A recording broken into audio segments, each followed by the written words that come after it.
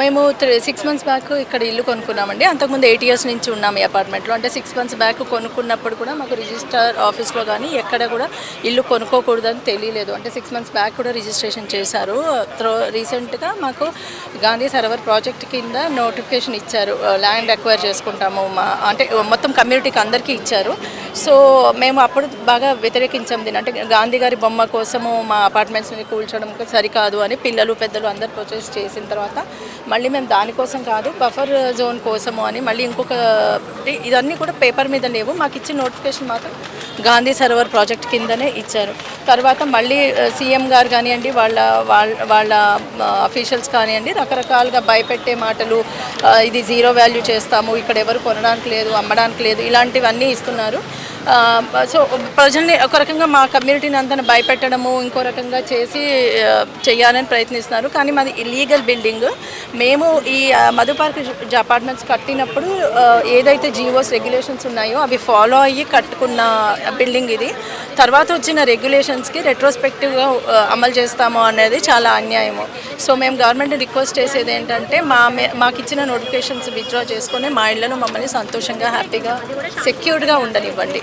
మా Madhu park ridge అపార్ట్మెంట్ను land అక్విజిషన్లో భాగంగా మాకు నోటిఫికేషన్ రావడం జరిగింది. 15-20 రోజులుగా మేము శాంతియుతంగానే మీడియా మిత్రులందరి సహకారంతో మేము అన్ని విధాలుగా సీఎం గారికి మా బాధలు మేము చేరవేస్తున్నాము.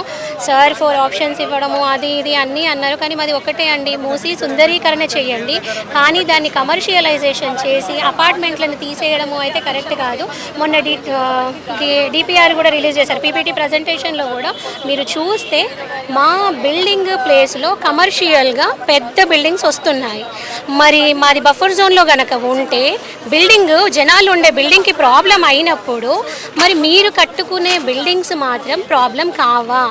అంత పెద్ద పెద్ద భవంతులు కడితే అవి బఫర్ జోన్ కిందకి రావా? అవి కూలిపోవా? వాటికి లాసెస్ రావా? జనాలవే ఎందుకు కావాలి? మేము ఇంత ఎడ్యుకేటెడ్ పీపుల్ ఉండి ప్రతిదీ లీగల్గా అన్నీ చూసుకొని గవర్నమెంట్ బ్యాంక్స్ త్రూ లోన్స్ తీసుకొని ఇంత పకడ్బందీగా కట్టుకున్న వాటికే ఇలాంటి ప్రాబ్లమ్స్ని తీసుకొస్తుంది గవర్నమెంట్ అంటే నిరుపేదల పరిస్థితి ఏంటి? అన్ఎడ్యుకేటెడ్ పీపుల్ పరిస్థితి ఏంటి?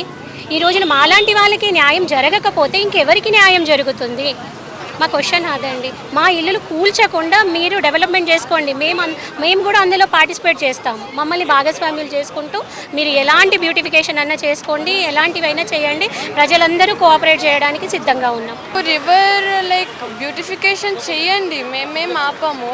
కానీ మా అపార్ట్మెంట్ని కూలగొట్టి చేస్తుంటే అది బ్యూటిఫికేషన్ ఎట్లా అవుతుంది? వైలెన్స్ అవుతుంది కదా. గాంధీ విగ్రహం పెడదాం, గాంధీ తాత విగ్రహం పెడదాం. ఆ విగ్రహం కోసం అరౌండ్ 500 ఫ్యామిలీస్ని రోడ్ పైన తెస్తే అది గాంధీ స్టాచ్యూ పెట్టడం అవ్వదు కదా.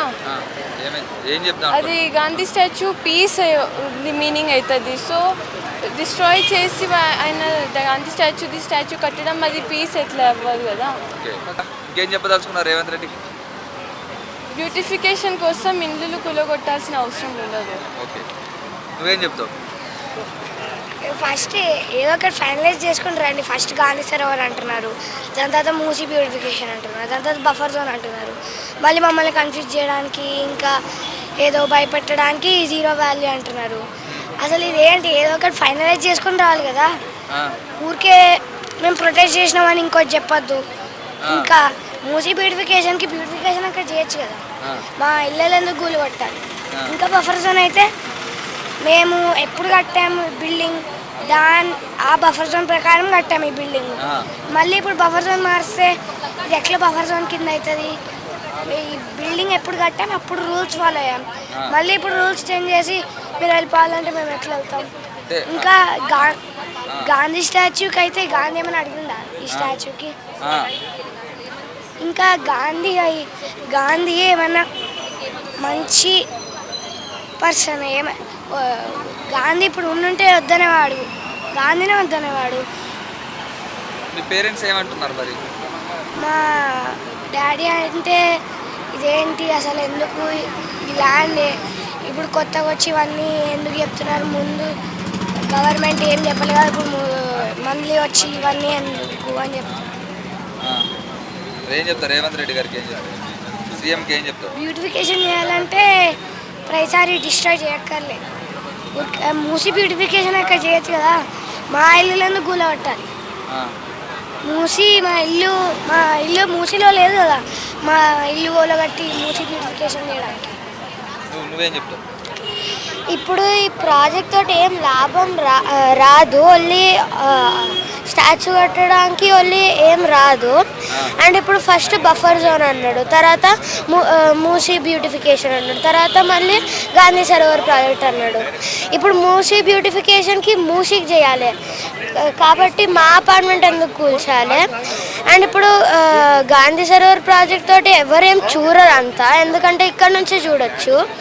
అండ్ ఇప్పుడు ఇది అపార్ట్మెంట్స్ కూలగొడతా అన్నాడు, తర్వాత వేరేవేదో కడతారన్నాడు. అప్పుడు దానికి కూడా బఫర్ జోన్ వస్తుంది కదా. అండ్ 2012లో వాళ్ళే 9 meters బఫర్ జోన్ అన్నారు, మళ్ళీ ఇప్పుడు 50 metersకి పెంచుతాను భయపెట్టడానికి. కాబట్టి మేమైతే ఇబ్బంది అయితే పెడతాను, కానీ మేమైతే అపార్ట్మెంట్ నుంచి పోము. ఇంకో అపార్ట్మెంట్ సేమ్ డూప్లికేట్ లెక్కనే కడతామన్నారు, కానీ మేము ఆ ఇల్లు కూడా పోను, నేను ఇక్కడనే ఉంటాం, మా ఫ్యామిలీ మెంబర్స్ కూడా ఇక్కడనే ఉంటాం. అండ్ 90 lakhs డబ్బులు ఇస్తా అన్నారు, కానీ 90 lakhs తోటి ఏం ఇల్లు కూడా ఇప్పుడు వస్తలేదు. సో మేమైతే ఇక్కడ నుంచి జరగం. మా మమ్మీ డాడీ అంటారు, మేమైతే ఇక్కడ నుంచి వెళ్ళాం కూడా వెళ్ళాం. ఒకవేళ మీ మమ్మీ డాడీ వెళ్దామంటే వెళ్తావా? ఎందుకంటే ఇక్కడ మా ఫ్రెండ్స్ అండ్ ఇక్కడ కల్చరల్ యాక్టివిటీస్ కూడా నాకు చాలా ఇష్టం. అంటే మెమరీస్ ఉన్నాయి ఇక్కడ. ఇక్కడ నేను 11 years నుంచి ఉంటాను, సో నేనైతే ఇక్కడ నుంచి వెళ్ళను.